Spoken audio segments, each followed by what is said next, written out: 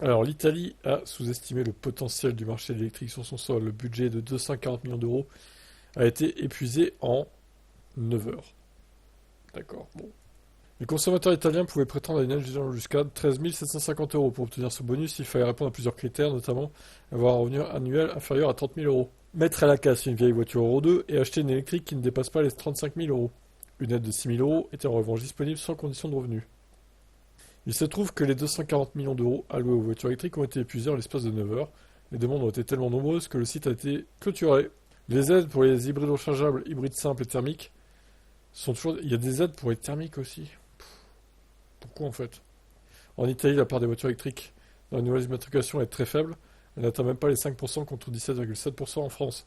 Il semblerait toutefois que le pays ait manqué d'ambition.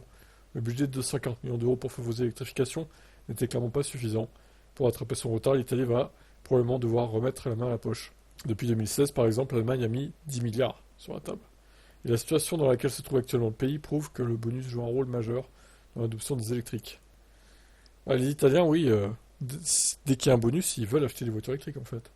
Mais déjà, s'ils enlevaient les bonus pour les hybrides rechargeables, les hybrides simples et thermiques, et qu'ils réallouaient ça aux électriques, ça pourrait aider. Parce que ça, ces bonus servent à rien, clairement.